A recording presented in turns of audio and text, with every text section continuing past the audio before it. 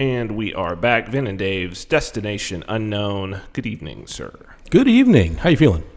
I'm feeling pretty good that we're actually on and streaming live after I spilled almost my entire glass of wine all over the keyboard here. So I'm feeling pretty. A sense of relief? Yeah, I mean, I think it's it's a bad omen to spill your wine all over your equipment, but it is a good omen that the equipment is hardy enough to be able to absorb having wine spilled all over it. So, yeah, I'm feeling pretty good. Nice. Very nice. We're on Bitbacker again tonight. For people who want to check us out, bitbacker.io/powerchat/Vin Armani. And you can chat with us there. We will take your questions, your comments. If you give us a little, what can you do? Bitcoin Cash, and Smart Cash, actually. So you can go over there, give us a little bit. Helps the show, helps us buy more wine, since I'm wasting it by spilling. And... yeah, so everything that you donate to Bitbacker to the show helps people to use crypto more and helps get that moving around, but it also is going to go to wine. So absolutely. Yes. Or you can go to vinarmani.com/wine. That will take you to wink.com, and you can get a gift certificate there. And that also helps out the show, and you can send that gift certificate to us, and we will use it to buy some wine. What are we drinking tonight, Dave? So this is interesting. I like it a lot. This is called Earthquake. Oh, that's appropriate. Yep. And it's a 2015 Cabernet Sauvignon. It is complex. It is complex, yes. Earthquake. Where is it? Where is this from? Let's see. It is a Lodi appellation. Oh, Lodi. Yeah, okay. Cool. So you came up with a great topic for today. We're going to talk about outrage culture. Yeah, so, feel free to go on Bitbacker and send us your questions, your comments, but no criticism because that will make us outraged. Just like the rest of the culture. We're snowflakes. That's right. Snowflakes. We are delicate little snowflakes. Yes, we are. Ask anybody who knows us. I had a tweet. I think it was yesterday. I was telling you this before the show. I've been thinking, it's weird that we're always on this same sort of wavelength, right? And I've been thinking lately about the idea of virtue signaling. Yep. It really, I think it hit home this week because of the thing with the Native American Vietnam veteran. Oh, and the smiling kid. And the smiling kid. And this kind of... really like a Rorschach test, right? Of what is happening. You get this little tiny snip. Yep. And it's actually interesting. This is something that my younger brother, who is a sociology professor now at Stanford. We got to talk to him sometime. Yeah. That'd be a good conversation. Yeah. He's now at Stanford on the tenure track, but he was at University of Chicago before. And one of the things, so his PhD thesis and then the book that came afterwards was about the time that he basically embedded himself down in Skid Row in LA, which for people who don't know is like more homeless per, I think, square block than anywhere else in all of America. It's a really weird spot. They must have really great weather there. The weather, well, it's downtown LA. Yeah. It's downtown LA. So the weather is fantastic. Very strange culture. It's been around for a long time. There's gentrification going on there now in terms of like you basically have it almost has a feel of like the kind of like what I imagine, because I haven't spent a lot of time in Brazilian favelas, but the idea that like you've got these favelas, these terrible slums, but then they'll build these like wealthy enclaves sort of either bordering them or kind of even inside of them, surrounded by the favela, but they've got like super high walls. Yep. And so, and there's guards. And so people just like come into this, they drive their car through and come in. And that's kind of what's going on there, in that there's all of these old hotels and, buildings that were office buildings from like back in the days, from the 20s even. and they've converted them into like these very shishi lofts. And so people just drive through all this hood, and then they drive down into the garage, and then they're able to go, this secure garage, and then they're able to go up into their loft. But one of the things that he studied was the interactions with police, because one of the things that the sort of activists there would do, it's a lot of his study was about the way that the policing, it's super interesting, the way that they were using policing as sort of like therapeutic policing, almost trying to get people off the street, but it ended up just really putting more people into the criminal justice system for things like sitting on the sidewalk, what I mean? Yeah. And then you don't pay your ticket, and so then you have a warrant, then you get arrested, and then they force you into either you go to jail, or we're going to force you into one of the missions, which is where they want you to be. Yep. But these activists would film police, because the police would like film interactions, but then when they took it to court, they would only use a little tiny snip. Yeah. Right. And so we're seeing a lot of that now. Weird that they would control the message like that. Well, but it's on both sides, right? To where they're like, both the people who are defending the police are saying, oh, well, you didn't see what happened before that. Yeah. But that's exactly what happened in this scenario too, is that it's this narrow, it's a lack of context, and it's just very narrow. And so, yeah, I had this tweet about virtue signaling, and just how people, it's almost like a natural instinct for people, and that it's a way to, what I was thinking and how it occurred to me was, we're in this culture where it's kind of hard to figure out just at the jump, like what somebody's political persuasion is, what kind of subculture group they're in. What we have to be constantly like signaling out, oh, this is who I am. Yeah. From our profiles to the things that we post on social media to the pictures that we take, and all of this, so that someone from the outside can kind of look and be like, okay, they're X, Y, Z. Yep. And is it virtue signaling or is it dog whistling? It really depends on which side of the... And is there a difference between the two? No, not to me, there's not. Right. There may be a technical difference, but to me, it's the same thing. It just depends on who's interpreting it, right? So the difference between a terrorist and a freedom fighter, there is no difference, right? It just depends on which side of the argument you're on. That's right. That's So, right. To me, when I saw the picture, I'm like, why are people upset about this? Like, it's a kid smiling at an old guy. I really didn't get it. Now, it has been pointed out to me recently that I'm a bit of an anomaly, and some of these things that just don't make sense to me are actually big deals in the world at large.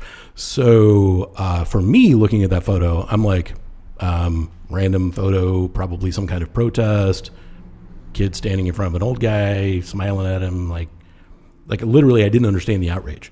But if you read some of the comments, it's like, it was interpreted as a disrespectful smile. And I'm like, really? Because when I smile at people, it's, it's happy, it's respectful. It's like, No, there was something there. There was something, you could tell with that smile that this was you could tell that it was a smile of, so smirk, I guess, is what you would use. But it's like a smile to indicate, I'm not bothered by you. Right? Like, you're not bothering me. I think, so what it turned out was that guy got in his face, right? And so this kid actually had a grown man I think these kids are high schoolers, getting in some high schooler's face, right? And then the rest of his school people are there, like, what's he supposed to do? I think that the reaction of like, I'm going to smile like you're not fazing me right now is... I think that's actually the appropriate response. Like, that's the response that I think you should have. I think that's a mature response. Now, had he done what was initially said, was that he blocked, initially they were like, oh, he was blocking this guy's path, and then just like smiling at him like, see, I'm blocking you. Okay, then it's like a sociopathic smile. But they're both, if you think about it, they're both the same smile, because there's discomfort between the two. There's a conflict between two people, right? We don't know who started it or whatnot. One of them smiles. right? It's meant to sort of intimidate the other person, Right, in either scenario. Sure, because the indicator, like you said, was you're not affecting me. That's right. And so it would be the same thing if somebody walked up and punched you in the face as hard as they could, and you just stood there and smiled at them. Mm-hmm. You know, oh my God, I gave this guy my best shot, and he's just smiling at me. I'm scared. Yeah. I'm scared. But instead of fists, they're using words, Right. and you know, it's like, wow, I said all these mean things to this kid, and all he did was smile at me. Oh, how horrible! Like, I mean, well, it's an appropriate response, and like it's a response that I use with haters in a genuine way. That like sometimes there's nothing you can do except laugh. Like somebody's hating, like, and it'll happen where I'm just like, wow, this is crazy. Like somebody to tell me, oh, you don't know what the hell you're talking about, or something on something where I really do. Yeah. And I'm like, I don't even. What can I even do except laugh at you? Like you're a joke. What are you? What? Mm-hmm. That's crazy. And so it's interesting that this very, like, I think Rorschach test is a good analogy for what that is. But more importantly is how, and we were talking about this before the show, how the really notable thing is people going, forget about whether or not people were right or wrong, because I think that misses the point. Oh, totally. It's about, why did you go from 0 to 100 with nothing in between? And I have a theory. Okay, go ahead. So we're calling it outrage culture. I mean, that is the word that we've used, or the phrase that we've used for the past few shows, talking about this modern culture where literally everything is the most important thing. Mm-hmm. Nothing happened before 1995. Right. And it's like everything needs an immediate response and a nuclear response. Mm-hmm. I mean, we go from 0 to nuclear instantaneously. I think there are two things that feed into that. One is willful ignorance. Agreed. And this is something that, we can certainly explore. And the other is a photography term that I'm going to apply to psychology called forced perspective. Okay. So I think everybody's familiar with the photography, use of forced perspective. It's where you would see like, a guy standing on a water bottle, or somebody holding the moon in their hand. Yeah. Okay. So when you use a certain point of view, you can make things appear larger, smaller, bigger, more dangerous, less dangerous, whatever. And if you apply that to psychology, we have created this culture where things get completely blown out of proportion. So it's like the rearview mirror in the car. Things are larger than they appear. But in outrage culture, everything is a giant, man-eating dinosaur ready to rip you apart. Yep. And nothing is taken in perspective. So the perspective is completely skewed. Mm-hmm.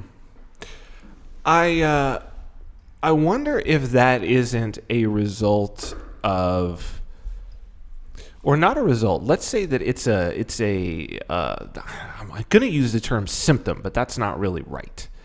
It's indicative of a larger, because like when you brought up the photography, I think it is, and this is something that I was talking about in the tweet about the virtue signaling, and that we talked about before the show, was this idea that we are the bandwidth in which we can communicate ideas, particularly ideas about identity, has been severely limited by social media. Sure. In that, you've got a social media account, whether it's an Instagram account, whether it's Facebook, Twitter, whatever, everybody gets the same default account. Like, I can't use more words in the metadata. I have got one link on Instagram. I've got this size of profile picture, and that's it. I've got a banner picture if it's on Twitter, and then I've got these limited number of characters and limited number of different styles and sizes of media that I can stick inside into my feed. Yes. Everybody's given that. So what we have to differentiate ourselves is incredibly limited. For sure. On purpose. On purpose. Yep. But our desire to be able to signal both our individual identity and our tribal identity so as to be able to communicate and connect with the others that we want to connect with, like, we have to go over the top because the bandwidth is so limited that you have to almost become, you have to pick a dimension and become a one-dimensional person. Totally. And we've seen this in news over the past, 30, 40 years. News, and talking about old school traditional news broadcasts, right? And newspapers. It's gone from, in-depth stories to just really a headline and some expanding on the headline. And that's really it. So we get 30 minutes of broadcast news. A big chunk of it is the weather. A big chunk of it is sports. And a tiny portion is reserved for like actual news, right? Well, and what is actual news anymore? Well, it's whatever. If it bleeds, it leads. It is the shocking. It is the torrid. It's the things that speak to our prurient nature and get our attention. Well, what I found to be something that was notable today, it really stood out. But I've been noticing it, and I think Trump. This is something that Trump introduced, and it showed that it worked, and so the media is just going with it, is relying upon Twitter to provide official statements, even from heads of state. Yeah. Like I saw today that it was like the quotes from Maduro in Venezuela were his tweets. Yeah. It's crazy. I was like, wait. You're reporting, and then it would be Trump's tweets, and then it would be these tweets, and I'm like, wait a minute. Are we really right now? Why am I reading this news story? Like, all you're doing is just repeating the same tweets that I can see on my feed if I had chosen to follow these people. Yeah, I mean, it's almost like it's designed that way. Weird. Well, I mean, the scary thing to think about is if, like, do we really even know that this is being said by Maduro? No, not at all. No clue. And how would he even, if that wasn't what he said, how would he even dispute that in a way that it would reach us? He could tweet about it. That's what well, this is what I'm saying. What I'm saying is that that's a very dangerous situation to be in when everybody is pulling from what we already know is a tightly controlled and censored platform. Oh, yeah. It's not like there's just a free flow of ideas on Twitter. Not at all. No. Especially when it comes to, anything. Really. Yeah, seriously. The only people that are actually putting their real thoughts and feelings are the normies out there in the world, the NPCs who are just spewing whatever they're spewing. Yeah. But even they are co-opted to assist with the larger effort that is ongoing. Go a little deeper into that. What is your thought? What is your thought on this? How this co-opting is occurring? So that's really the forced perspective part of it, which I believe is a conspiracy to actually restrict and corrupt the flow of information. Okay, go on. So restricting the flow of information, if you take a platform and you knock it down to 140 characters or 240 characters, whatever it is now, Facebook, you're very limited in what you can post. And then of course they have their morality police that are coming along and, pulling anything that's hate speech or offensive to anybody. So, where does that leave us? Right. And the thing is about the forced perspective is it might be us, it might be the public that is actually restricting our own perspective, or it could be being restricted for us. And this is a thing that I don't think people really think about, right? Like we've talked before about the networks that form, the organic networks that form for Twitter. And I look at my feed and, I get you, and I get a bunch of similar thinkers. So it becomes an echo chamber. It becomes a, like everything is confirming my bias. Right. What if that were being done on purpose? Perhaps through the government. But surely they would not do that to us, right? I mean, are they capable enough to do it is my question. Well, maybe. So I will say that in 1984, we did have a KGB defector named Yuri Bezmenov come to the U.S., and he provided detailed plans for the methodology of doing this exact thing. That because they were doing it in the Soviet Union? They had thought it up in the Soviet Union, they said it was going to take about 20 to 30 years to demoralize the U.S. And this is back in the, this was the 80s, the 70s, so, a lot of communism going on. So they were trying to do it, supposedly they had planned this out to do it against U.S. citizens? Yes. See, maybe that was the cover, because I feel like the things that the Soviets were doing was always against their own citizens. Well, it was, but then they were also trying to do it against us. But I'm thinking that much like the U.S. admiral that actually showed how Japan could bomb Hawaii like 10 years before it was actually done. Right. And then, the Japanese just said, hey, that guy had a great idea. Let's do that. Did it. And they did the exact plan. I mean, this is a thing. I'm thinking the U.S. maybe looked at this because this guy spilled the beans. Right. One of his quotes, so the intent of their ideological subversion is to change the perception of reality of every American to such an extent that despite the abundance of information, no one is able to come to sensible conclusions. We're there. We're there. That mission is accomplished. Yeah, mission accomplished. And then talking about the people that are actually affected by this program, they are programmed to think and react to certain stimuli in a certain pattern. So very much Pavlovian. Yep. Right? Operant conditioning. Yep. And you cannot change their mind even if you expose them to authentic information.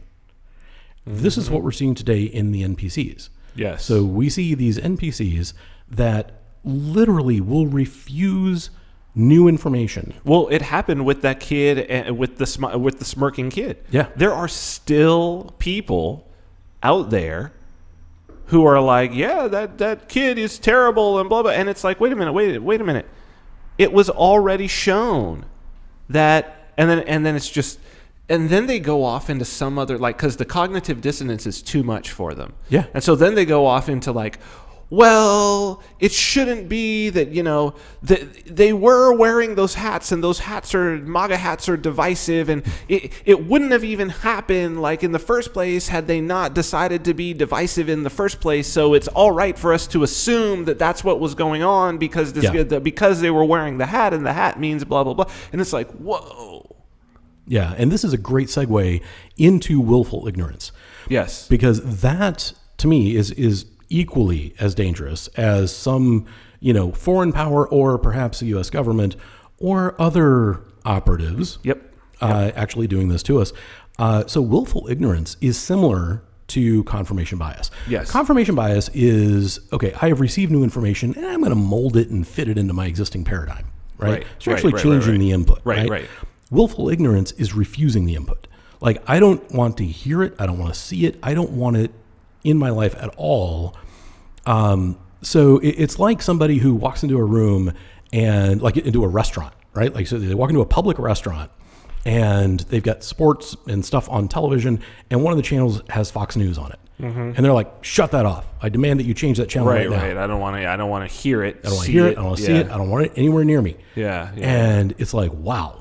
Okay. Criticize Fox News all you want, but come on, really? Are you so sensitive to it? Yeah. And you can't even tolerate it being in a public place. That's shocking to me, but I'm weird. So there was a striking example of this willful ignorance that blew me away. Okay. Do you know Caitlin Bennett? Do you know the name? Oh, why does that sound familiar? Who is that person? She is a young conservative activist, rabble rouser. She goes to. Is she the girl with the guns? Yes. I carry right. Okay. Right. Yeah. I just know her as the top ramen hair girl. Yes, that would be fairly accurate. Interestingly enough, when she did post that bikini shot of her with the AR, and there were a whole lot of liberals that were like body shaming her. It was very weird. Oh, wow. Yeah. Not really weird, but very weird. It drives me crazy when people just abandon their ideology when it's somebody they disagree with. Well, but it's never about the body shaming in the first place, right? They're not against body shaming. They're virtue signaling. Exactly. It comes back around to virtue signaling. They're just identifying with their tribe. So it's like, but you see this on the other side because the MAGA heads as well. Yep. That it's like, even today with Trump is ending the shut. All these people were like, he's going to get his wall. He's going to get that wall. He's going to get it. And then it's like, nope, he's ending the shutdown, no wall. And then they're like, no, it's 4D chess, man. I'm telling you. 4D chess. He's making deals. He's making deals. You don't understand. Like, he's gonna do this, and then he's going over here. You don't understand. He's a genius. He's got it all under control. And it's like, look, man. Like, you're just gonna defend Trump no matter what he does. Yeah. He's the greatest person that has ever lived, no matter if he fucks up. I mean, this is the highest numbered year we've ever had. Highest numbered year ever to be, and that everybody else on the other side is always doing wrong, but their team is just going to defend them and it's like, who does that serve? It really doesn't serve you as an individual in your own individual evolution and spiritual development to do that. No. Because you start, what, are you going to believe that there are some people who are just always right and there are some people who are just always wrong? Is that really the world that you think you're going to live in and become a spiritually evolved human being? Like, it's not going to happen. They don't care about that. They don't care about the spiritual evolution. They just know that their side is right and the other side is wrong. But what do you get? Like, that's what I want to know. Like, what do you win? So, like, let's say the other side completely loses. Mm-hmm. Let's say you win. What do you get? Like, what is the prize? Bitches and Coke? I don't know, man. Like, we could talk to the Bloods and the Crips and, I mean, it's the same thing. The Hatfields and the McCoys. There you go, Hatfields and McCoys, Yeah. It's the same thing.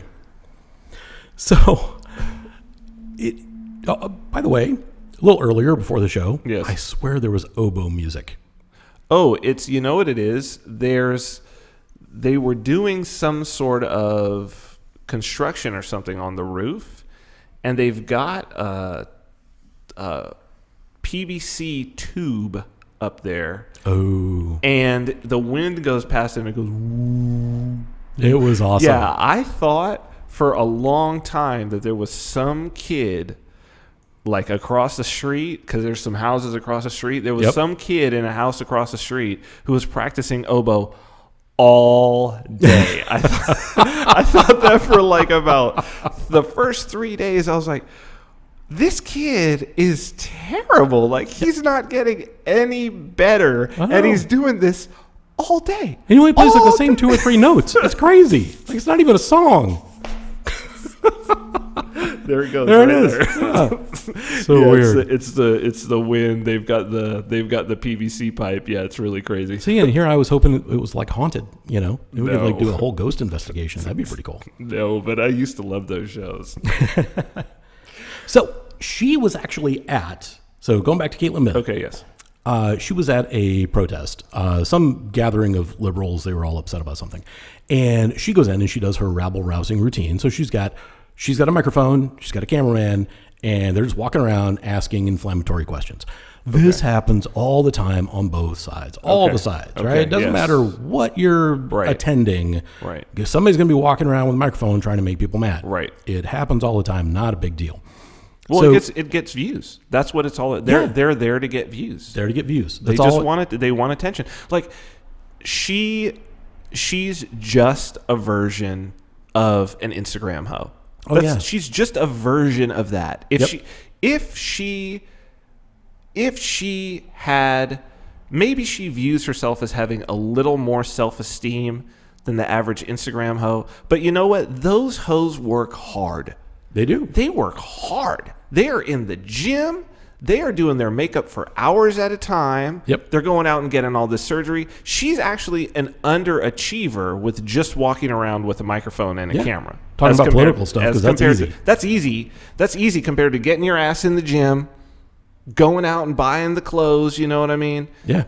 Doing all and taking thousands of pictures a day to sort through them and filtering them and do that. Instagram hoes work hard. Yeah. And then there's the ones that are naked.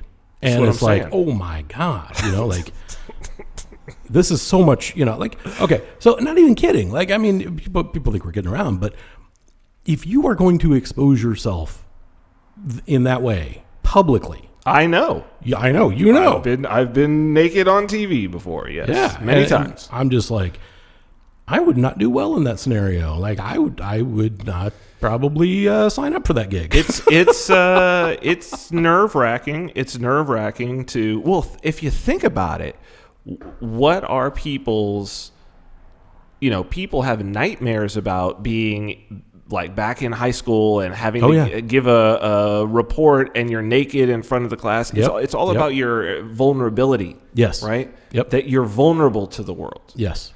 And so that's why I say those Instagram hoes work hard. Because they're really vulnerable. Yep. They're really vulnerable. And there's very little reward. Like 1 million followers, you don't get shit. People think that somehow like, oh, that's great. She's going to make all this money off of. She ain't making shit. And honestly, it's like now you got to keep those 1 million followers. Yeah. Which means you've got to up it every single time. You got to up it. Constantly be up in your game and doing something that people are interested in following long term. Oh, well, you've got this bikini hiker, the Chinese bikini hiker who just died. She died. Yep. And then you had the people, I think they died in Yellowstone or Niagara Falls, or one were Yellowstone, I think one was Niagara Falls. These we're extreme hiking and doing it and taking these crazy ass Instagram photos, and then they die. Yeah. It's like, wow. How many followers you got now? Well, yeah. I mean, the ones that stick around, so I guess some would stick around post-mortem, but it is all a piece of the culture, and that's the reason why people have to go 0 to 100 is because everybody's doing this. But go on with the thing with Caitlyn, speaking please. of the 0 to 100, I mean, that fits her perfectly because she walks up to this old guy who's all decked out in his veteran apparel, and he's got like a Vietnam War hat and like the whole thing, and apparently a flaming liberal because he was at this thing that she was at. And she went up and started talking to him, asking him questions, and he physically shoves her. Mm-hmm. And she's like, "You can't touch me." And he's like, "Yes, I can. I have rights." And she's like, "No, you can't." And this other guy that was standing there and saw it, he's like, "Dude, you cannot touch her." And he says, and this is unbelievable. He said, "I can touch her if I want. Like go back and review the Supreme Court case." Like, he was referring to the Supreme Court. I'm like, okay, whatever, I don't know about that. He said, if I wanted to, I could throw her on the goddamn ground and rape her. That's an exact quote. No, you can't. Actually. That's a quote. So here's this liberal man at a liberal rally, literally threatening to throw somebody on the ground and rape them because of a thing they said, a question that she asked. I mean, I'm blown away by this. And then it gets worse. Okay. And then the willful ignorance kicks in because then she goes to like an older female. It looked like maybe she was an organizer. Maybe she was somebody like in charge, right? And she said, "This guy just threatened to rape me." And, no, he didn't. And the lady said, "No, he did not." And she walked away. And as she's walking away, she like shouted back over her shoulder, "You're a liar." Right. And I'm going, this is like sickening to me. Like, we saw it all. I mean, it's on YouTube. I mean, just search, journalist gets threatened, old guy wants to rape her or whatever. And, be careful the things you search. But that is a hell of a search. Yeah. It was disturbing. Like Brazzers. Yeah, I know, right? Instagram hose. Where'd this come from? Honestly, honey, I have no idea how that got on my phone. yeah, it's like, I'm watching this and I'm just like, this is so far over the line and outside the bounds that, literally she was walking up to people, asking them questions. And sure, she's there as a rabble rouser. She's, being inflammatory, whatever. But she's not threatening anybody. But that is so good for her that happened, right? The thing is, that's like exactly what she wanted. She walked away after that and was like, did you get that? Oh my God, we got that. This has got to be the most views she's ever had. This is going to be millions of views. Yeah. That's amazing. Like, that dude did her a huge favor in that he gave her exactly what she was there to get. Yeah. Yep. They created the content that they went there to get. And yes, they went there to get her. They went there to get someone, to find the person who was going to say the most ridiculous shit. Yeah.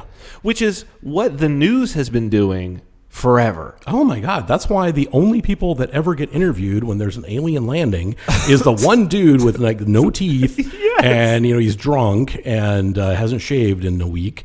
And he's like, I tell you, that alien landed right over there, stole my cat. I still ain't got him back.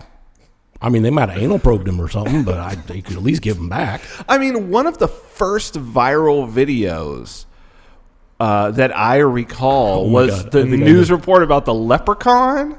Oh, no. I thought you were going to do the one where they're ripping everybody up in here. Oh, Antoine Dodson. The leprechaun was before that. Wow. But yes, look, Antoine Dodson, he was one of the first kind of like viral video memes, really. He was one of the first memes, but yeah, if anybody go out there and do news report leprechaun, it holds up. It still holds up. It's fucking hilarious. But I don't know, man. Ain't nobody got time for that. Ain't nobody got time for that. You got to find. You're out there looking for. But see, this is why when you talk about. This is why I don't think it needs to be a conspiracy, right? This is why I'm very I take a Darwinian approach to it. That I think this can all occur just in a process of natural selection when the incentives are right. I'm so glad you said that. You're so glad I said that? Yeah, because I've got so much evidence to the contrary. You're not going to believe it. Okay. This is going to be awesome. So look. I think that there's it goes to like the Rahm Emanuel thing where he says, never let a crisis go to waste. Very true. That did not get enough attention. No, it didn't. It didn't at all.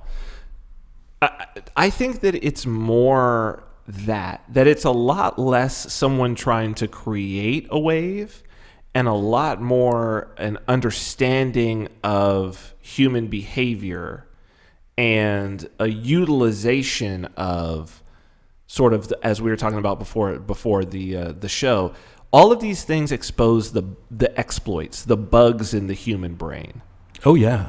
And it's like from Freud to then his nephew was Bernays.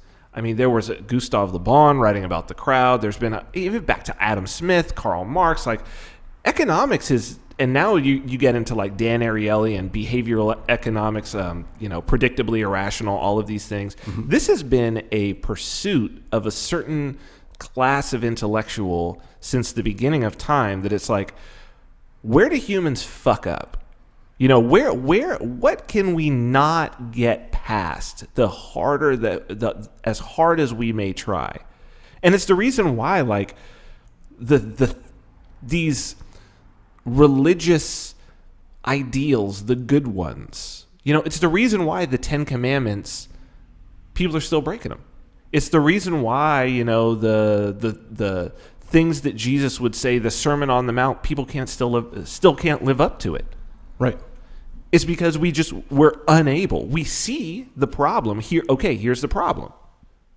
But there's no way, especially on a mass scale, for us to do anything about the problem. It's just like, okay, this is the exploit, this is the bug, this is the problem with the human brain. And then you have the individuals who see it and are like, well, that's a shame. Yeah. And then you have the individuals who see it and are like, ka-ching, a sucker born every minute. Yep. And then you have the individuals that see it and they see an opportunity for more force, more violence, more extortion. The psychopaths. Yeah. And so you got like AOC saying, "Oh, we just get $300 trillion from whoever, I don't know." But Elizabeth Warren now coming out, she's doing the same thing. She just yesterday said, "I'm proposing a brand new tax, not on income, not on capital gains, just if your net worth is over $50 million." Anywhere in the world, we're going to track it all. You can't get it. You can't, if you're an American citizen and your net worth globally of what you own is over $50 million, we're taxing you every year. New tax. Damn. She calls it the ultra millionaire tax. And I was like, first off, that's just fucking theft because you just said a number. She's worth $8 million. She's worth $8 million, by the way, her net worth. Yeah, but how much is her Indian casino worth? But I'm saying, if you really think this shit is going to stay at $50 million, no. Once they figure out, we can get away with this, it's going to go 40, 30, 20, 10, 1. Yeah. And not only that, but I mean, look at the reporting laws for bank transactions. So it was established like many, many years ago that any transaction over $10,000. Yeah, that's the AML. That's the anti-money laundering laws. Yeah. Right.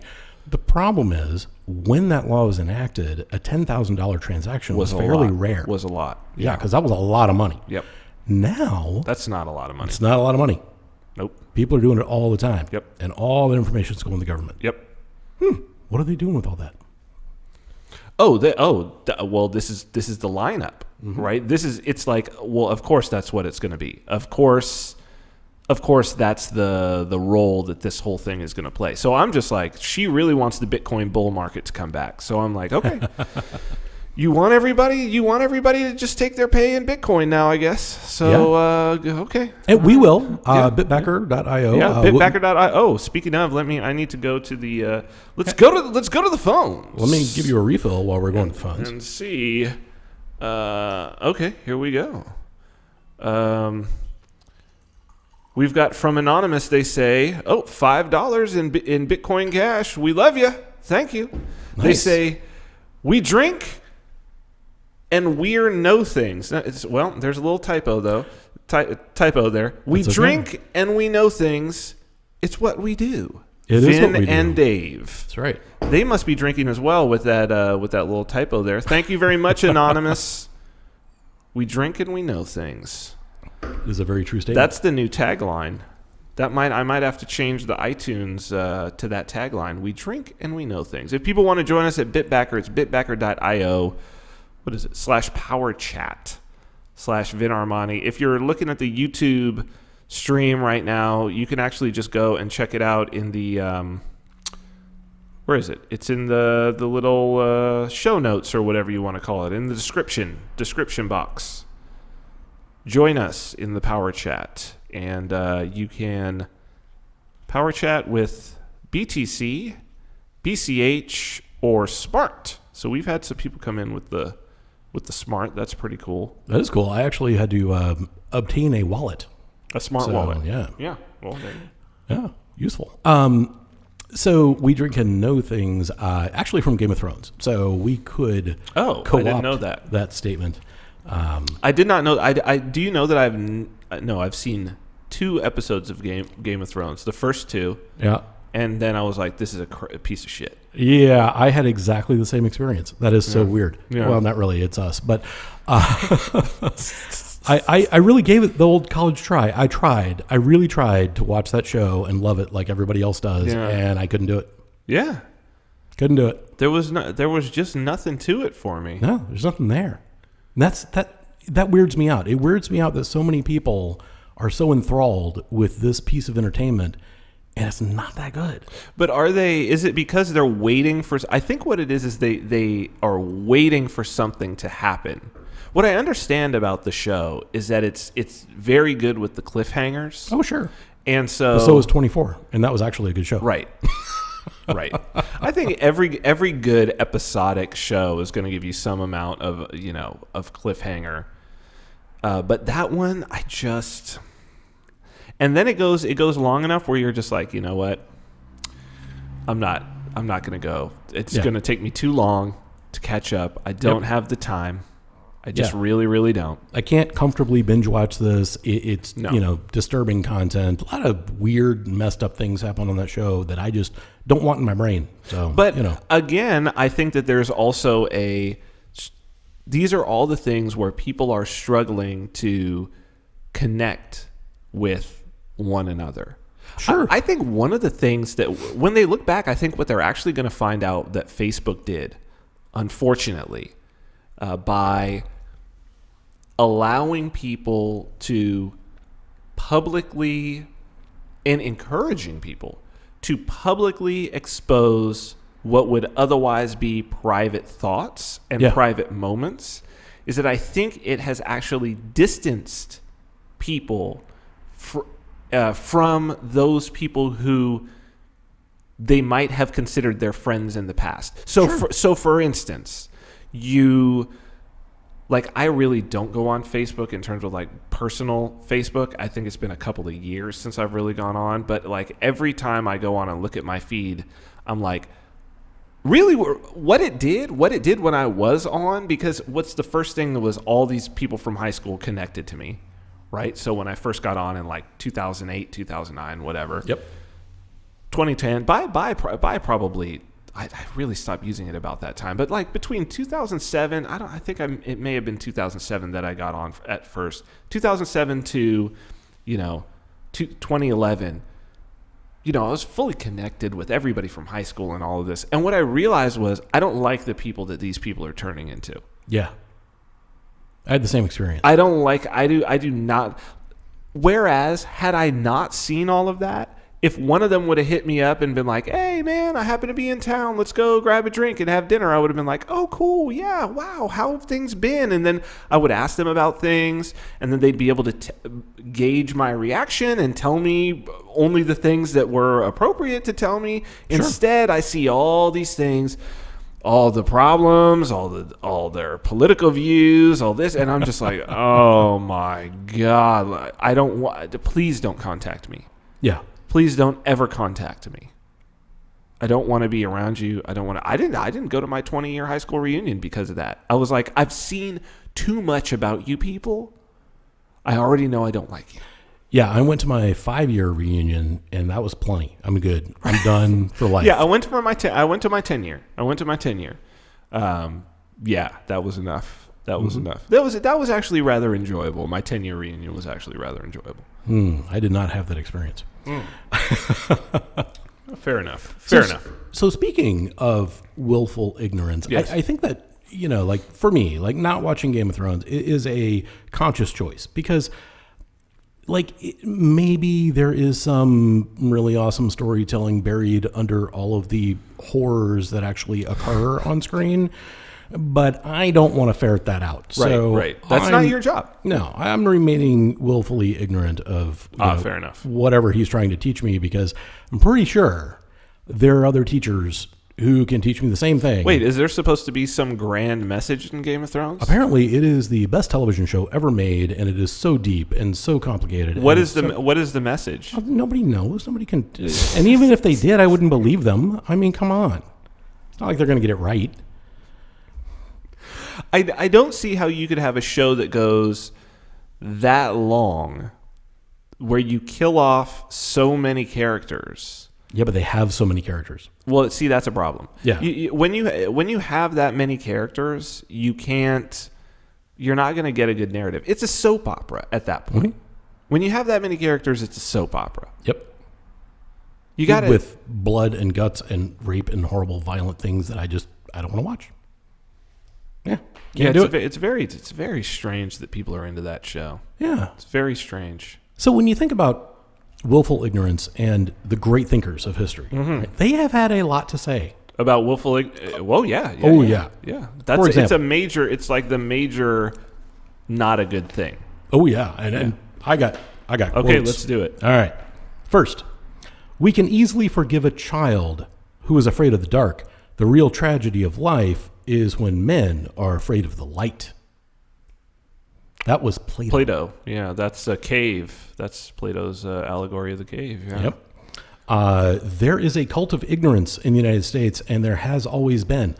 The strain of anti-intellectualism has been a constant thread winding its way through our political and cultural life, nurtured by the false notion that democracy means that my ignorance is just as good as your knowledge. Ooh, who's that? That is Isaac Asimov. Oh, wow. Smart dude.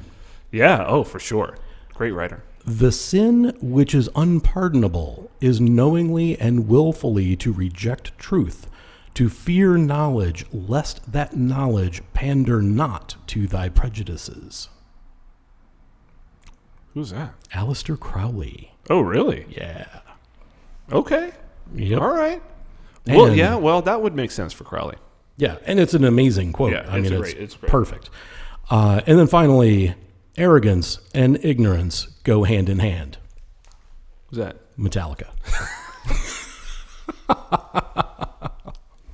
But that song, called Holier Than Thou, is about this topic. Mm-hmm. It is about judging others out of ignorance, and that giving you this sense of arrogance that, like, you know better than they do, and you're going to condemn them, judge them, you know, that sort of thing. So what I find, especially in my own life, is the more I learn, the more I know, the less I know. Well, yeah, wisdom breeds humility. Yeah.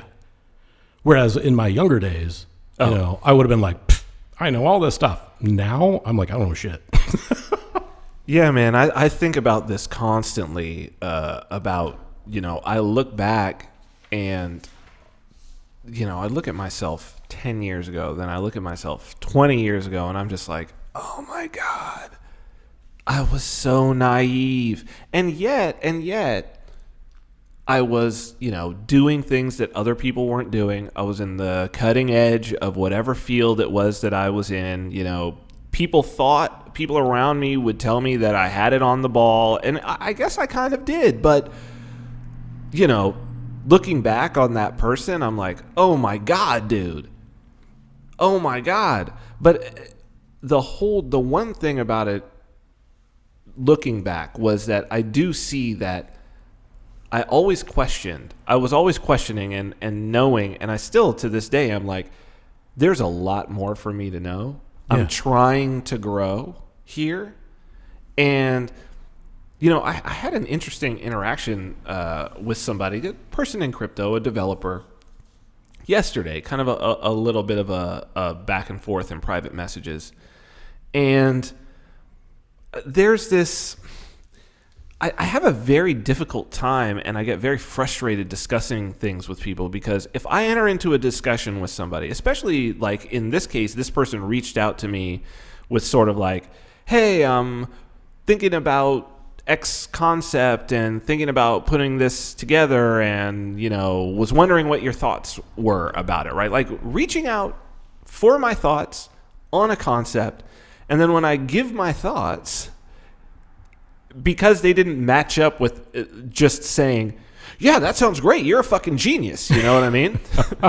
because that wasn't my response, yeah, then the rest of the whole preceding thing was this sort of like, I don't know, it was, are you reaching out to me, what is your desire?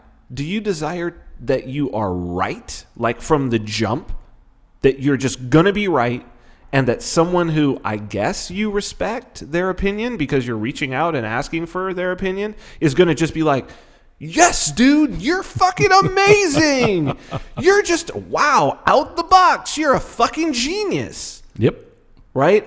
Or are you looking to actually do the right thing, and that you're reaching out to someone that you respect because the reason that you respect them is maybe because they have some wisdom on that particular topic. And then if they tell you like, oh, but have you thought about this? Mm-hmm. And like, it seems like there's something missing right in here. Like, have you thought about what that might be?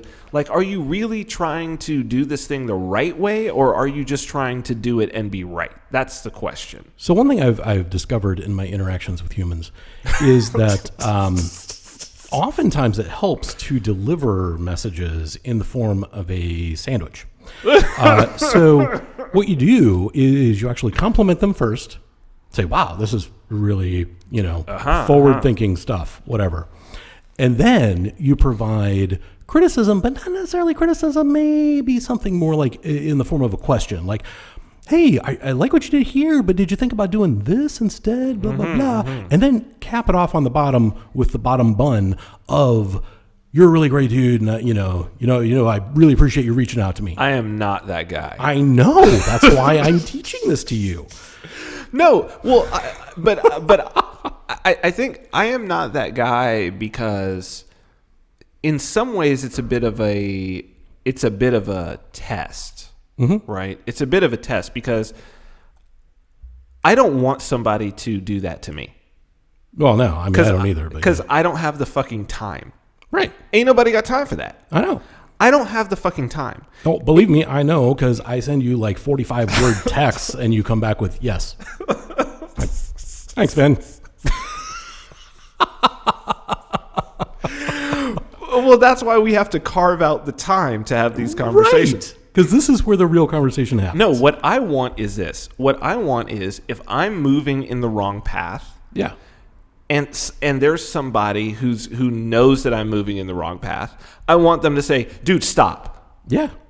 You're going down the wrong path. I've been down that path. It's the absolute wrong path. It's not going to go well. Yeah. Think about this. You can go down whatever path you want. Let me tell you what's down this one in my experience. And let me tell you what's down this one in my experience. Now, perhaps it will be different for you. Maybe not. Perhaps it will. But have you been down that path yet? No, I have. So you can believe that you are the unique snowflake. or perhaps, you know what? Perhaps, you know what? Take a look at me. Maybe I'm not the individual that you are. Maybe I don't have the skill set. Maybe I'm missing something. Maybe I don't know. But let me lay it out for you. I don't want them to tell me that it's a good idea. I don't want them to tell me that I'm a great guy. I just want them to give me the fucking straight dope. Just give me the straight dope because I don't have a lot of time. Yeah. I don't have a lot of time to sift through what it is you're trying to tell me. You know what I mean? Yep. And so I give people the same courtesy that I would want. Yeah, and to not waste their time, right? Sure. To just give a data dump. Here you go. Yep. And then if they're like, well, but and then I'm just like, okay, I'm done. No, I've said, especially if it's written. Yeah. Then I just say, look, I already wrote everything that I have to say on this topic. I've already written it. I'm done talking to you now. Do what you're gonna do. Good luck. Seriously, no, that's what I would want somebody to do for me. Sure. Leave me the documentation. Yep. Now, here's the thing is, sometimes the documentation is wrong. Documentation bug. Well, I was dealing with that today. Like, there's this not that used library that's out there. One, the documentation is shit. And two, it's actually wrong. And so, like, after going back through the code and all of it, like tracing it back through multiple modules, I was like, okay, yes, it was wrong. It's wrong here. Like, sometimes the documentation is wrong. It's true. But I'll be damned if I didn't start out using exactly as it was described in the documentation until I came across where the documentation was wrong. Then you rewrite the documentation. I didn't just say, oh, wait, you mean you're telling me exactly how to do this? I think it's like this. I've never done it before. But I think it's this. Yeah. If you're that person, I'll give you the documentation one time, and then when you say I think it's this, I'm going to say, I'm done. I don't have time. Yeah. I don't have time for this. Yeah. RTFM. Exactly. Dude, if you're not going to RTFM, then nothing I can do. Yeah, read the fucking manual. That's right. Read the fucking manual. Speaking of reading manuals. Yes. So if one were to conspire to force perspective on the public. Okay. And let's talk old school first. Let's talk newspapers. Okay. Right? Go ahead. What would that actually look like? So earlier this month, the New York Times ran an op-ed criticizing those who seek to undermine the gender transitions of young people. How young are we talking about? Yeah, we're talking, teenagers. What does that mean exactly? Undermining the gender transition. What does that mean? So recently there has been, so we have the transgender movement, which resists all clinical diagnosis, right? So the gender dysphoria diagnosis has been around since long time, 20s or 30s. Yeah, sure. Been around forever. Only recently, within the last few years, have the transgender activists actively rejected all of the diagnoses and said, this is reality. This is not some kind of delusion. Now, are transgender activists, I feel like the most, it's a weird thing to me. Maybe this is just my own anecdotal weirdness, but it seems like when I have in person at, whether it's at a conference or some other gathering, encountered somebody who was presenting on transgender issues,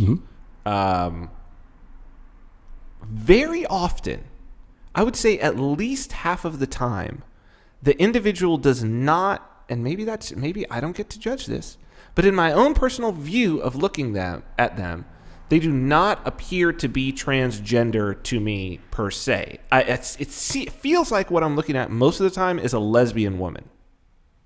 I feel like that's who. Now, again, this is just my own anecdotal. I don't have all of it, but I actually do and have interacted with a lot of transgender people in my life. A lot. I mean, I was a DJ in the rave scene in LA in the 90s. I lived in West Hollywood. Yeah. Like, that was transgender central. Totally normal. Yeah. Right? Like, totally just a part of the population, way outsized, in terms of as many. And it seems to me that now I did not know a lot of, let's say, what would they call that? Female to male. So like genetic female transitioning to male. Have never really known too many. Have known a lot of butch lesbians. I don't know. You're not supposed to use that term anymore. Whatever. I'm going to use it. It's my fucking show. Can't say butch? I don't think you're supposed to say that anymore. Even though the women that I have known, it has been women using that term. Sure. To describe themselves. Yeah. So, but black people say a lot of things I can't say. This is true. So fair enough. So I won't say that. I would say women who identified sort of on the more masculine side in terms of clothing, their presentation, right? Yeah. But the male to female that I have known are very not activist-y. Very much would just like to be like, I just wish people would treat me like a woman, and that would be it. Yeah. That's what they want. That's it. Like, there's no activism there. It's just like, I would just love it if I could just live my life. You know what I mean? More power to you. So rock on with that. It's a very odd. It's a very odd thing. This emergence of activism in this regard seems. It also is counterintuitive to me. Totally. The activism part is counterintuitive because I don't feel like there has there been the, I guess just because I don't know. This is probably something that I shouldn't comment on fully, but I just feel like there has always been a lot more acceptance of individuals who are displaying the opposite gender from their genetic layout if they really do it full blast. Yeah. Like, if they go full blast and they fool you, I feel like there's been a lot that's there's never been a lack of acceptance of that, if you get what I'm saying. Well, like when I think it was George Bush, the elder, was asked, like, do you have any gay people on your cabinet? And he said, how would I know? Right. That's the thing. It's like, if you can't tell, right. I mean, all you're using is visual cues. But but isn't that the goal? Yeah. And that's why transgender activism is counterintuitive to me. Because if the goal is, no, I want to be treated as the opposite gender, then it seems to me that you are defeating the purpose by being a trans activist. Right, and they're also defining gender strictly based on appearance. But isn't that how everybody defines gender? I don't know. I can't go around feeling everybody's genitals. You know what I mean? If you... You haven't been to enough of my parties. I think how everybody looks at it is, if I look at you and my assumption is that you were born with a penis, then, hey, I'm going to treat you like a man. And if it's that you were born with a vagina, I'm going to treat you like a woman. And that's just it. I think that's just how people operate. So if you happen to have been born with a penis, but I look at you and it looks like, oh, that looks like somebody who was born with a vagina, you win. Yeah. Like, you've accomplished, like, that's great. You're a transgendered individual who has accomplished, hopefully, what if you feel like you were a woman born in a man's body, but I'm treating you like a woman, then isn't that the goal? So, yeah. But if you're like, no, I'm a trans activist, don't you immediately then make me think, whereas before I was like, oh, this is an individual born with a vagina, therefore I'm going to treat them like a woman. If you all of a sudden say, I'm a trans activist, don't I immediately think, maybe there's a penis? Haven't you defeated your purpose by doing that? Yeah, because is it about creating confusion? Because that's what that does. It creates a lot of confusion. Right. You don't want to create confusion. You want people to have a very firm. I mean, isn't that the whole idea of you misgendered me? You gave me the wrong pronoun, right? Yeah. Like that GameStop guy. GameStop. Woman. Yes. The sir, ma'am. Well, the reason why you screwed it up was not doing a good job. No, dude, it was a guy with long hair and like 5 o'clock shadow. Yeah, and he was like a huge muscular guy. And this is and that's where I think this is where it's jumped the shark. Yeah, it's jumped it jumped the shark where it's like, oh, you're just a fucking underachiever. You got to make up your mind.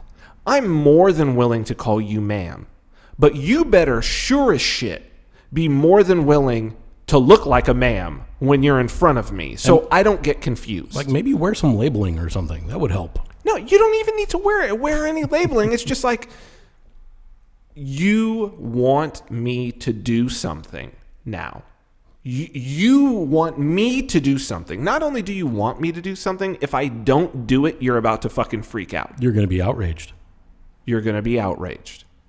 If I don't do the thing that you want me to do, you're going to be outraged. But you're not going to tell me up front the thing that I need to do. Yeah. Instead, what you're going to do is you're going to confuse the shit out of me.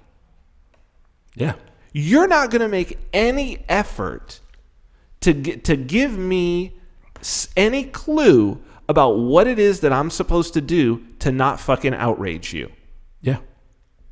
But that's the trap. Of course it is. Because then they get to be outraged. They get to be outraged. No, I guarantee you that individual, that's not the first time. That individual does that. That individual lives on that. Yeah, they thrive on it. That is their identity. Mm-hmm. That's how you get outrage culture. And that's what I really think. I think so much of this transgender activism is that it's like the Darwinian thing, that it's like, wait, if people can't tell if I'm a woman or a man, if they're fucking confused, but I get to be outraged and a victim when they get it wrong. So you're telling me I get to about 50% of my interactions in a day, I get to fucking flip out and be a victim? Yeah. Sign me up. Yeah. That's that what I goes- feel like the transgender activism is not that. And that's why this thing with Jordan Peterson with with people identifying as a non-binary, because then you get 100% of the time. Sure. You get to be outraged. Because if I say sir, you're like, how dare you call me sir? And if I say ma'am, you're like, how dare you call me ma'am? And now I'm like, what? You're pissed if I call you sir. You're pissed if I call you ma'am. I don't have another pronoun. And then they're like, Zer. It's fucking Zer. And I'm like, I've never heard of Zer. That's because you're an ignorant bastard. This is mandatory training. No, I do believe that that's fundamentally what it's all about. And the reason why is because it's valuable to be a victim in there is a particular tribe in which victimhood equals social value. And this takes us back to about an hour ago. We were talking about Bloods and Crips and what are people actually getting as a benefit. Yes, what are you getting? From this culture. And that's exactly on point. That is what they're getting. They're getting that value. They're getting the social value. That relation with their tribe. Yep. Where they are all victims. Yep. And the world is against them. And well, the victim is prime. The victim is prime there's a particular tribe in which the best thing to be is a victim. Mm-hmm. And that's the oppression Olympics. Yep. Right. Is that there is a culture that has come up, and part of its memome. Well, I'm using this word memome now, which is like a genome. It's like a genome. I like it. But it's because it's how you define a species is the genome. You sequence the genome. Mm-hmm. So I'm sequencing memomes now. I am 100% on board with this. Right. There's different species of subcultures, the tribes that are existing. How we define them is we define them by their memomes. Yes. And so it's like, what is in the memome of this particular culture, whatever we want to call it, if people want to call it SJW culture, it's beyond that. It's broader than that. Yeah, it's grown. It's grown. The SJWs are the sort of the priest class of this particular tribe. And it's all about the victim, the oppressed individual. Yeah. Is the highest ranking in social value. Yes. The more oppressed you are, the more important you. And it really is that. And it's sort of the devouring mother. So it's the sacred feminine that's gotten corrupted.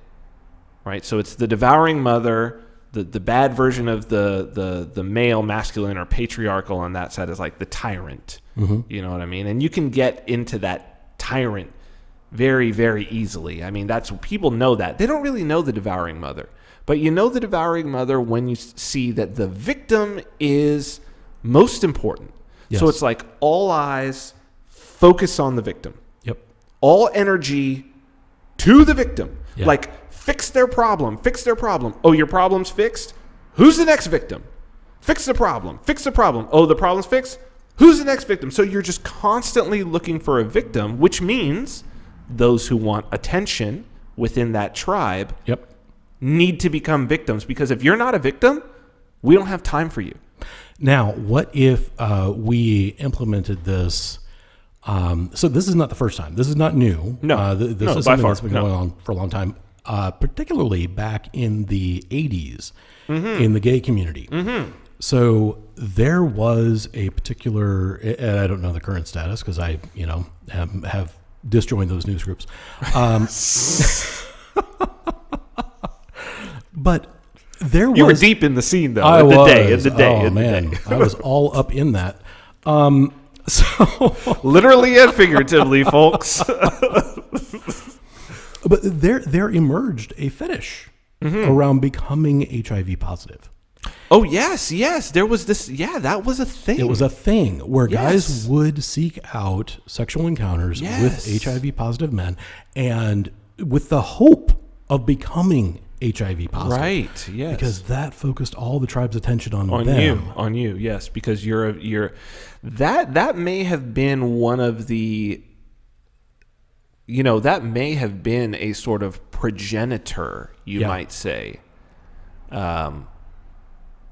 Because I mean, just in terms of percentages of sort of trendsetters, cultural icons, people producing media, the gay community is, let's say, overrepresented as opposed to as versus the total population. Let's just say that, right? The out gay community is overrepresented in sort of the people who craft culture. Yeah. Always has been, though. Yeah. From the Roman music times. and the arts and those things that are the, and I think I think it's particularly gay men, really. Mm-hmm. But again, I think it's the connection to the feminine, that little extra connection to that spiritual path by nature, and so you're more in line with the way that flattened, consensus-based systems work, which is a matriarchy, persuasion,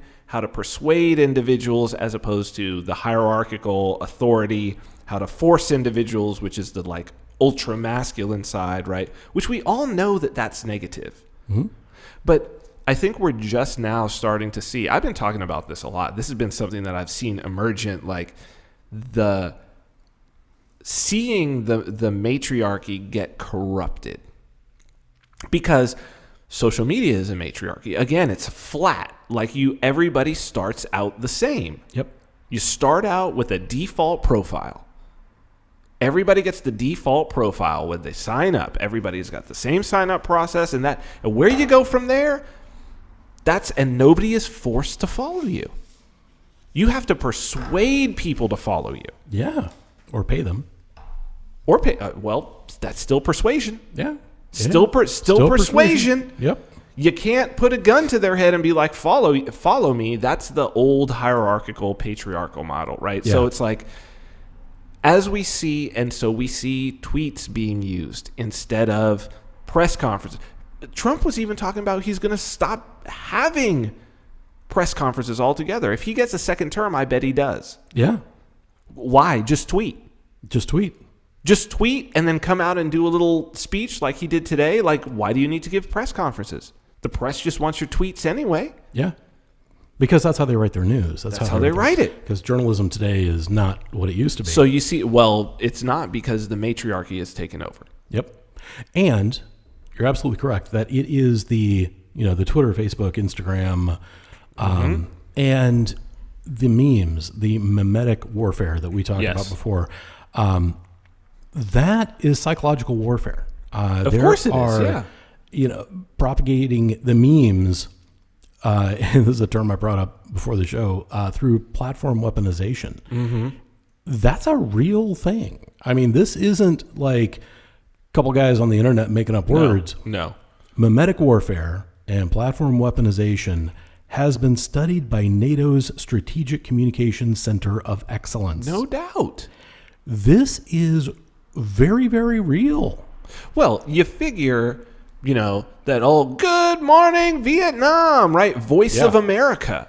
They used to pipe that shit into the Eastern Bloc in the Soviet Union. They would, send in Voice of America and the propaganda, dropping leaflets and shit. You think, it's not like that division of military intelligence went away. Oh no, it got more powerful and more because ingrained. Now they have a direct connection. Before, you had to turn on the radio and all of this. No.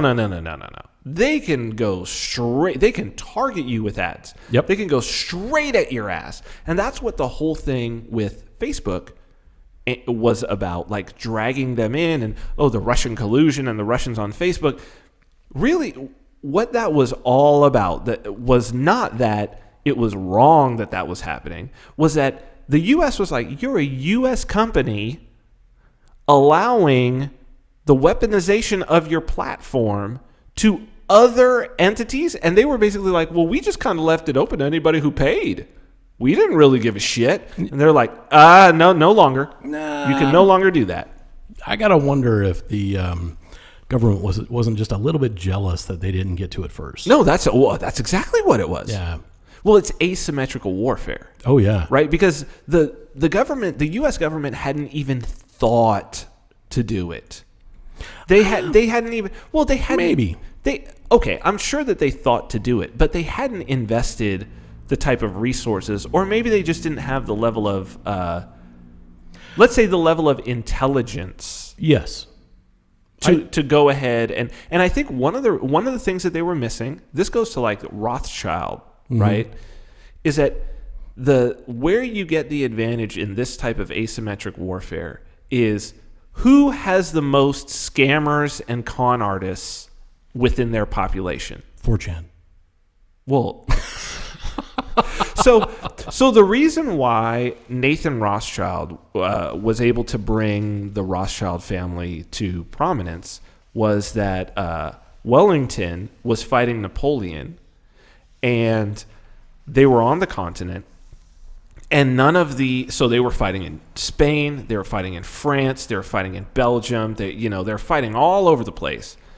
And he was having a hell of a time getting the merchants to accept British gold coins. So he would try to pay his army in British gold coins, and they'd be like, we can't do shit.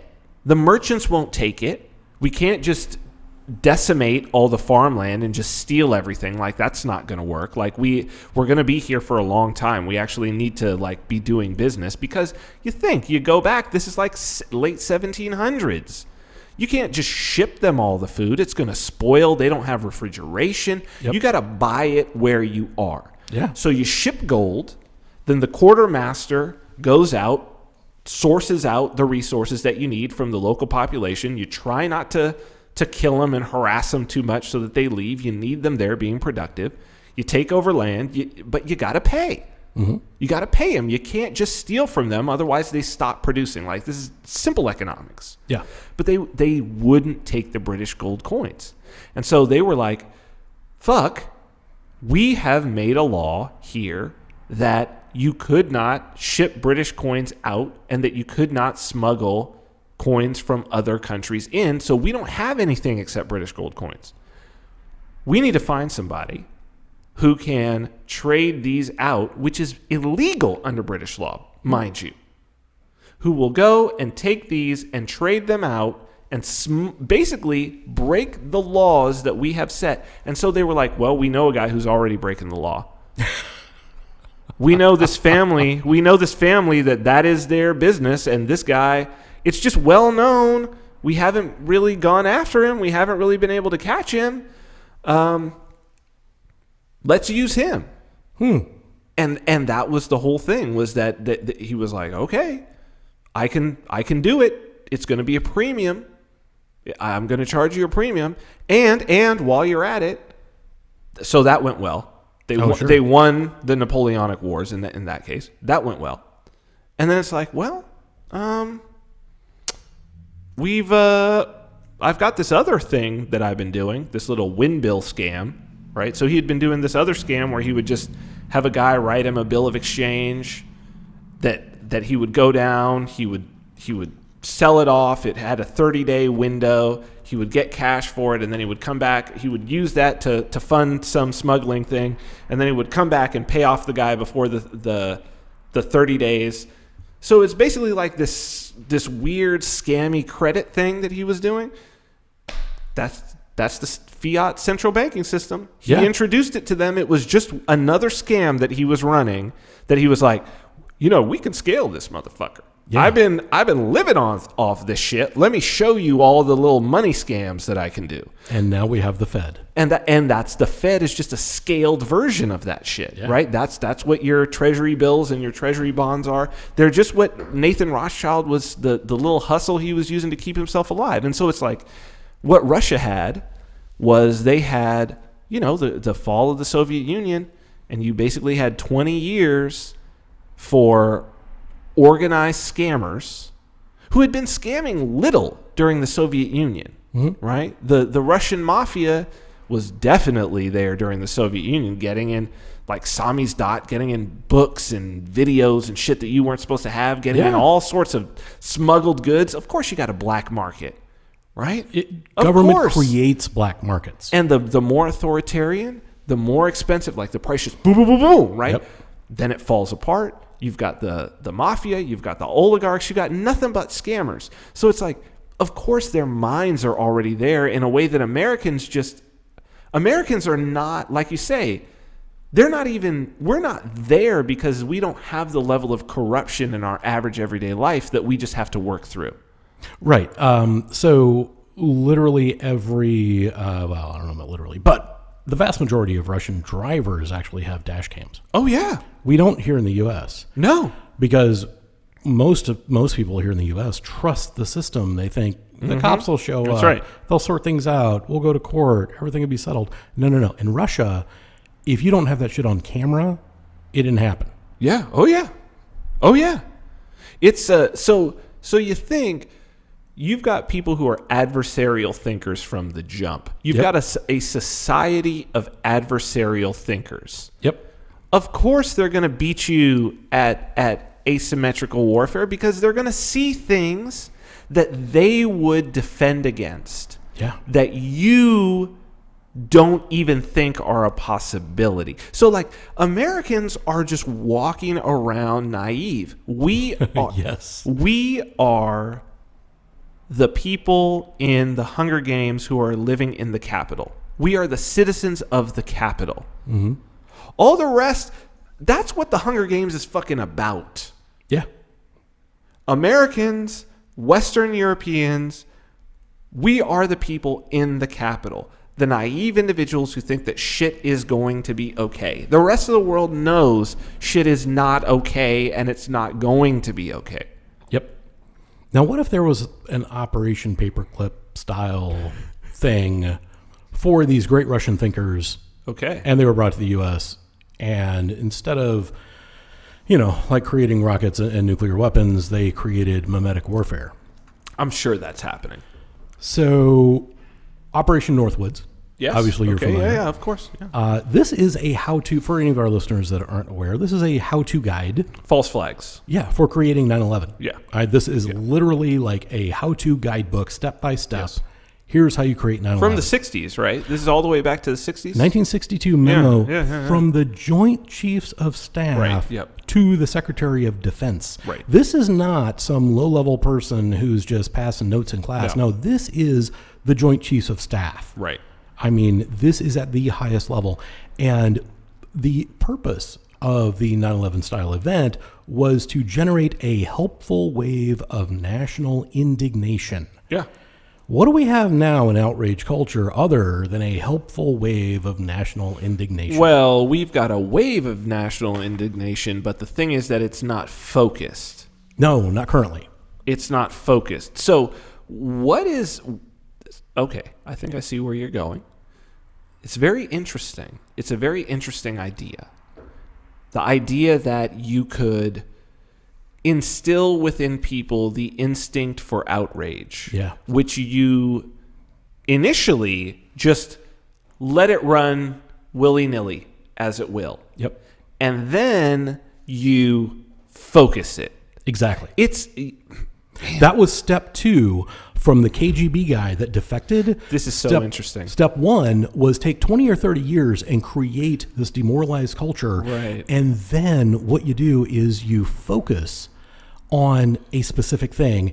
So step 2 was actually creating exactly what you're talking about, which is a focused reaction to a specific stimuli. And then the last thing is destabilize, and everything comes down at that point. So, God, that's interesting. Was it this week or last week? I don't know because we didn't do the show last week, so it's all kind of running together. But Joe My fault. No. It's good. I needed a little break. It was good. I got to spend time with the fam. It's fantastic. Joe Rogan interviewed Mike Tyson. Oh, I missed it. Great. Just go check it out. Great interview. He usually does 3 hours. He only did an hour and a half. They were both high as shit, both of them. And it was great. I mean, Mike's great, man. He's just. Did you see his tweet about, will you people please stop sending me this shit? And it was the egg that actually took over the top liked Instagram photo of all time with his face tattoo on it. That's funny. It was amazing. That's funny.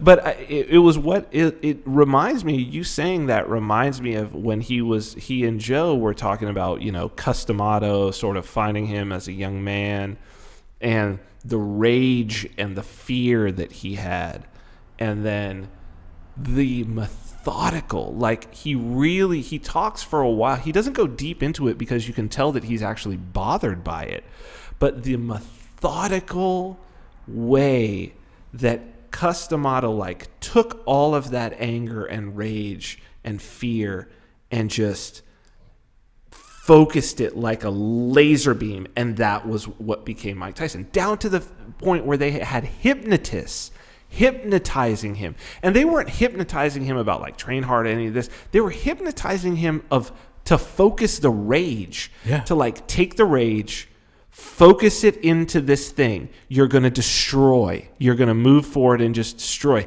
And him watching thousands of fights and this old library of old fights that nobody had ever seen, and he was watching and just but it was all about a focusing of rage. But the thing is, the rage has to be there first. You can't in other words, you can't, and they talk about this too, you can't manufacture the rage, you can't manufacture the fear. The fear and the rage have to be pre-existing, and so you're self-selecting. Right? You're selecting for in a way, Customato, was now granted, who would Mike Tyson, Mike Tyson has suffered in his life for that experience, right? He's led an extraordinary life, but he's suffered. And it's who would he be now? Who knows? He might be dead. He might be in jail. Who knows, right? But he went to jail. Yeah, numerous times, right? He's never got fucked with, as far as I know. Well, you'd be a dumbass to do it, but the idea that he had to be this fearful, enraged individual for Customato to even want to fuck with him. So think about it from the standpoint, and you've been into martial arts most of your life, and so think about it from the standpoint of focusing your ki, right? So in the martial arts, they talk about focusing your internal energy, your ki into a strike, into a kick, and that gives you power beyond the normal power that you would have in your punch or kick. And so if the way to communicate that concept to a Mike Tyson would be through the use of the rage. Well, the question is the rage the key? Is that or chi, as you would say, right? Is I've heard it both ways. I think they're both right. I just wanted to differentiate so that people didn't think I was saying Key, which I am as well. So that was always one of the things with me, through not just martial arts, but through my sports career as an athlete, was that I was always very intellectual about my approach. I always trained hard. I always was technically, very good in most. I would say in most of the things that I was doing physically. I put a lot of work into the technical. Yeah. But I honestly can say, and look, I definitely can fight. There's no question about that, right? But in terms of the people who go pro, so I know, and I've got a friend of mine who was a Golden Gloves champion, U.S. amateur champion. Wow. But was never able to have any success as a pro. Really, really struggled. A friend of mine in Vegas really, really struggled. He did security for me sometimes. Super tall guy, wiry, very strong, very technically good, but also kind of a pretty boy. You know what I mean? Kind of a nice guy. Thought of himself as kind of like a playboy. Did not have the rage. will knock your ass out. Like, if you fucked Sure. with him, would instantly knock you out. But the people he was fighting against, like, you talk about pro fighters. Yeah. The killer There's instinct. a killer instinct. I never had that killer instinct. I never had that. Like, I never got pleasure out of, I'm going to go in here and, like, decimate this individual, and I'm going to feel great about that. Never had it. And so I never could have been a professional fighter. Like, I never could have. Yep. I don't think, I think it's one reason why in later years I really got attracted to beach volleyball. One, because I'd blown my knees out from all the road work from, like, the fight training, right? So It wasn't from the Gigolo gig? no. So this is before that. This is in my 20s that my knees were already shot from all the running from the fight training. But yeah, because it was that, but also, like, it's a net sport, so it really is all about technique. It is all about finesse. You're playing very much against yourself. Yeah, I mean, if the Germans and Swedes do well at it, it's a technical sport. I mean, the Americans and Brazilians are the top players, So you still have the same. Well, the Brazilians are mostly the ones I see in my Instagram feed. Yeah. So. Oh, yeah, I know what you're doing on Instagram, buddy. I know where your feed's going. No, but it is, it's way more, like, technical. It's way more intellectual. It's a real battle with yourself. Yeah. And mathematical angles, It's not just going to work to be like, I'm so rageful, let me focus that and just fucking attack. No. It's not. That's not going to work. No, not at all. And I never had that. I've never had that. I've never had that killer instinct. I think I'm too methodical. I'm too calculated. I'm not able to just let go. I think you have to let go in that case. But to go to the point that it's like, that's that 0 to 100. Yeah. It's the same reason why I don't go 0 to 100 and why I say I can't even go 0 to 100, because I'm like, I go 0 to 10 and then I'm like, oh wait, no. That's dumb. Dial that back. This is the great thing is I actually got to witness that earlier tonight because you dumped the wine on your keyboard, and for a split second you were like, but you caught yourself. I mean, literally half a second. You caught yourself, and you were like, "Oh, this isn't good." And then we calmly unplugged everything and got some towels and cleaned everything up. So you had that, like, brief flash of, like, shock and surprise, and you pissed at yourself, that kind of thing. But you caught it so fast that I don't think most people would have even noticed. Right. Well, but well, you know me a little better than most people, so no. It wasn't a rage thing. I don't want to say that. It wasn't a rage thing. It was just more of a surprise, and, like, I can't believe I did that. Well, I'm able to. I think that's a blessing and a curse. The ability to intellectualize. Oh yeah, and to you thought the shit out of that in like half a second, right? To be like, okay, stop. What's the problem? How do I, like, suss it out? Okay, what's my next step? Let me just do that now. I'll deal with the emotion later. Yeah. Okay, first step, power cord. Right. And that's not... outrage culture is the exact opposite. It is. It is the opposite. It is like all feelings or all thoughts go away now. Intellectual... what's the intellectual quote from Isaac Asimov again? It is genius, honestly. That's a great quote. That? What is that quote again? So that is... Because I think that's just hitting the nail on the head. There is a cult of ignorance in the United States, and there has always been. Mm-hmm. The strain of anti-intellectual... God, I screwed up that word both times. What the hell is wrong with my brain? That's why. All right. The strain of anti-intellectualism has been a constant thread winding its way through our political and cultural life, nurtured by the false notion that democracy means that my ignorance is just as good as your knowledge. Democracy means that, yes. Well...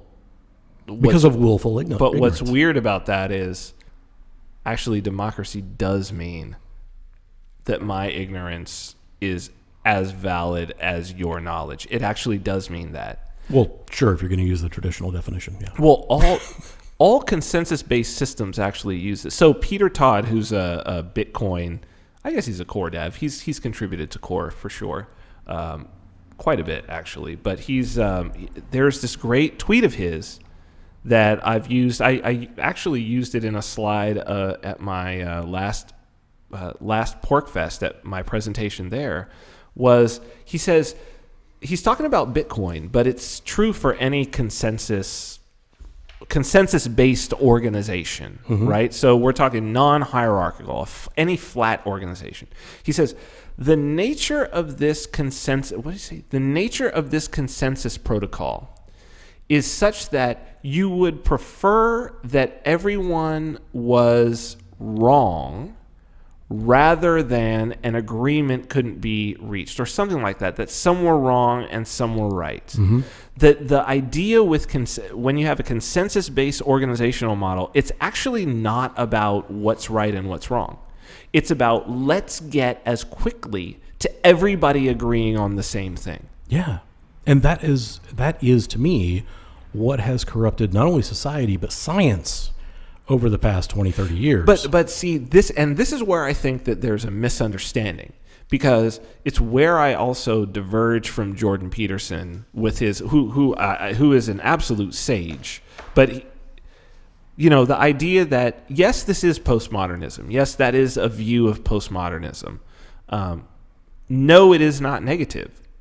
It's just that's how consensus-based systems operate. It's so what I use often, because I think that it's the best one, is language, right? Like, is cat the right mouth noise to describe the little feline that lives in people's homes and that they feed? Is cat the right or wrong mouth noise? No, there isn't a right or wrong mouth noise. No. And there's other mouth noises that other people use that work just as well. Yeah. The fact that I say cat is completely fucking arbitrary. It's like, it's just an artifact of a history of many people making mouth noises that describe this little fucking feline. Sure. So long as you, and even feline and describe and everything in language is fucking arbitrary. All that matters is that the idea from my head gets into the idea in your head. It's solved. Sure. And that's awesome for things that are a matter of opinion, but not so awesome for things. Gone? No, there's a little bit. No, there's not. Yeah, just tiny little bit. See? Ha-ha. You take the rest. So if there is any. I don't know. Maybe I took it all. For things that are just purely opinion, There's that. it's fine, right? Like language, whatever. But isn't everything a matter of opinion? Well, see, that's the argument of the postmodernists. And so that's where they're wrong, right? That it's like, that's where both Jordan Peterson is wrong and the postmodernists are wrong. The postmodernists see things like language and they say, oh, that means everything is like language. That where there's no right and wrong. And it's like, no. And then you see people who are on the other side who maybe are materialists, right? To where they see things like math. They see, and they're like, well, 2 + 2 is definitely cannot equal 7. Yeah. And the postmodernists are like, well, it could. Nope. And these guys are like, it can't. But then they're not willing to accept that there are certain things like language, like cultural norms, like the memome. Yes. Like the memome that is mostly based on consensus. But to me, it's both. It is both. No, Yeah. it absolutely. The problem is that you have two sides. They're battling against each other. Neither one of them is willing to accept the fact that it's both. Man, it's all about faction warfare, man. It's factional warfare all over the place. Everything in that context. Well, people want to have an easy. They want to have an easy solution, and they want to like button it all up. Yep. And there's also great value, clearly, from the standpoint of intellectuals. You don't want to be a centrist. There's no play in that. There's no. Somebody who was saying this the other day. Somebody was talking about this the other day, and I was like, oh my God, that is spot on. It was, maybe it was somebody on Joe Rogan too, where they were like, if you want to be a Fox, or if you want to be a news contributor, like if you want to get to be a contributor, you've got to take a hard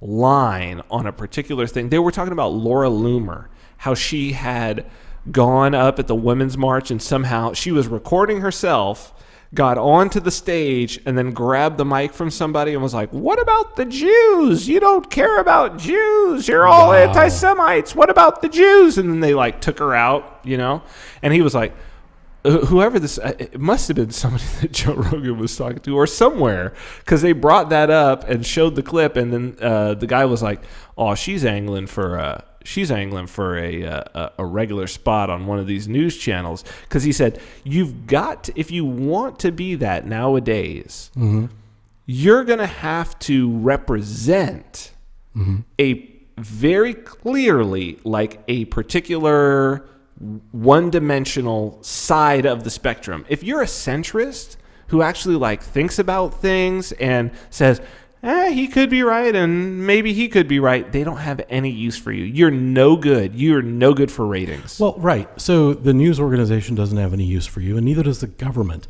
Right. So let's talk about the Pentagon's military analyst program. Okay, let's do it for a second.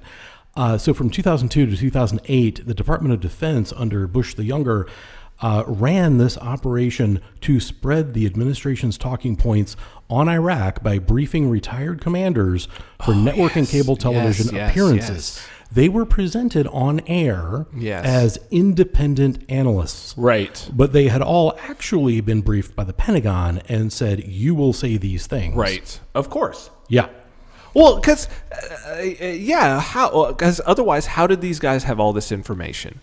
You know what I mean? They're retired generals. Yeah. It's not like a retired general, even if maybe he gets this information from, somebody who used to be on his staff, who's still in the service, who's now on the staff of another general, or who is a general themselves and who is calling for some sort of advice. In those situations, that dude's not going on the fucking TV and talking about it. He's got it there. He's duty bound. Yeah. He's still duty bound to not do that. He's not going to betray some sort of operational security to do that. So oh yeah, we've got retired General Ramsey Clark who's on here. Blah, blah, blah. Dude, the government has fed him all that. He's still working for the fucking government. Yeah. He's still working for the fucking military. Absolutely. 100%. But the thing is, the news organizations never admitted to it, and other than reporting on PBS, like the investigative reporting that exposed it all through PBS, all the other news outlets ignored it. Of course. Ignored it completely. Dude, those guys they were in that age, right? Those guys were gold for those news agencies. Oh, they for were sure. fighting to get those retired generals, man. Yep. They love having a retired general, retired rear admiral. They love to have these dudes with stars and shit. They all love have having them. the same talking points. Same talking points. Yep. Same haircut. So let me ask you this. You've been in entertainment for Yes, quite some time. sure. Do you recognize the name Chase Brandon? No. Oh, this gentleman's film credits include The Recruit, The Sum of All Fears, Enemy of the State. I don't watch a lot of those Tom Clancy things. Yeah, I don't really. He's consulted for television shows like The Agency, Alias, and JAG. Okay. Yeah, I don't watch a lot of the military shows, but who is he? He's not an actor. He's actually a CIA that's fun. CIA operations officer assigned as liaison to Hollywood. This is an official position. Oh, wow. He is their liaison to Hollywood. In 2012, Tricia Jenkins wrote a book called The CIA in Hollywood, How the Agency Shapes Film and Television. Oh, dude, of course. Yeah.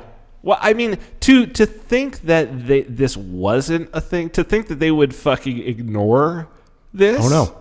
They're all in it. Of course. They're all up in it. Well, you figure if the military is, they started this with the Iraq War, with the embedding of journalists, right? We're going to embed journalists. Yep. And it's it's funny because people have this criticism about like, the Westerners who will go to North Korea to tour North Korea, and they're like, well, they controlled everything that we could see. They had handlers around us the whole time, and we could only see what they wanted us to see. And when we said we should go over there, they said, oh, no, you can't. That's there's nothing, and blah, blah, blah. And it's like, hello. Mm-hmm. That's exactly what you do with embedded journalists. Yeah, same thing. It's that's all it is, dude. It's controlling perspective. It's forced perspective. And if we rewind the clock a little bit more, we get Operation Mockingbird, which occurred from the 50s to the 70s, also run by the CIA, bunch of bad guys there, that attempted to manipulate news media for propaganda purposes. It directly funded student and cultural organizations and magazines as front organizations for their messaging. They literally wrote checks. Of course, though. Why wouldn't they? The activity is the first and foremost. It is against your own population. Right. When people realize that this is a big cattle ranch, mm-hmm. You are the cattle. Yep. Like, of course, you don't want rustlers coming in and rustling your cattle. And you may want to take some additional land from cattle ranchers somewhere, and you may have to do that by force, or you may do that economically or whatever, and you've got people that you want to trade your cattle with. But first and foremost, your eyes are focused on your cattle. Mm-hmm. How can you make your cattle more productive? Yep. Until people realize that they are the cattle, it just goes on and on and on. We still have people using Facebook. And they are the product. They are. Oh yeah. Well, that's the saying. If you're getting it for free, you are the product. That's right. That is absolutely correct. You are the product. So the CIA is pretty bad. We've established that. The Department of Defense, all the Bushes.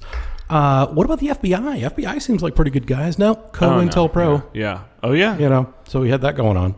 Well, and they're doing they're manufacturing terrorist acts. Oh. Like, that's known.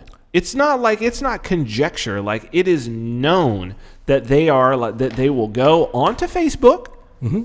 and find some dolt and basically give them fake bombs, set them up with the whole thing, pretend to be extremists, give them money, do the whole nine, and then arrest them. Yeah. That can't possibly be true. Our government wouldn't do that. Well, I do have one quick final note here. Vietnam, there was a 60 Minutes investigative report from 1971. Mm-hmm. The Pentagon would try to actually sell the Vietnam War to the American people, including the revelation that the Pentagon had sent their own film crews. So you're talking about embedded journalism. Yep, this was back in the day before that. So they had their own film crews, and they staged a battle. They literally staged a battle that they later had to admit was totally fabricated for the cameras. In the midst of the Vietnam War, the actions the Pentagon was taking with public relations and managing their brand, media management, were shocking to the American people. Reality TV. And here's the thing. Full blast. Congress was outraged. Not that the Pentagon had done this. That they got caught. But that CBS had exposed it. And Harley Staggers, a Democrat from the great state of West Virginia, who was chair of the investigation subcommittee of the House Commerce Committee, he launched an investigation into CBS News and the selling of the Pentagon, which was the title of the show. Look it up, people. Your government has been doing this to you your entire life. Well, and the story stays the same, but the names and faces change because we've got Roger Stone being indicted today, not in the Mueller investigation, not for. So what is it? It's because he lied, supposedly. He misrepresented to a congressional committee what his communications were with Guccifer 2.0, who released the John Podesta emails, and that he said, it wasn't much, but maybe it was more than that, and his communications with Julian Assange. So what's crazy here is that Roger Stone didn't steal any emails. He didn't release any emails. The emails that were released were real fucking emails of public servants, right? Real emails of people on the payroll of the government being leaked out. He's communicating with the people who are doing the leaking, but he's being indicted because he didn't fully disclose how much he was talking with those individuals. That is a fucking weird. It's like, wait, aren't these people heroes? Like, aren't we as American citizens supposed to be getting the documents? I thought Obama told us we had to celebrate whistleblowers. Apparently that is not the case at all. That is lip service. Yeah. That is lip service. I'm outraged. I am also outraged, and I just want to leave you with one final thought on this. Yes, so we all recall the dramatic footage from the Iraq War in 2003, the toppling of the Saddam Hussein statue. Yes, of course. Completely fake. The entire thing was a setup. They brought in people. There are far fewer people than it actually appears there were, because they did the same thing that they did the Trump inauguration. Yes, where there's so many less people. Yeah. Same kind of camera tricks. The entire toppling of the statue, totally fake. Look it up. Didn't get too cold here. No, it feels good in here. Thank God, it's fantastic. I'm glad the oboe player stopped. Oboe player stopped.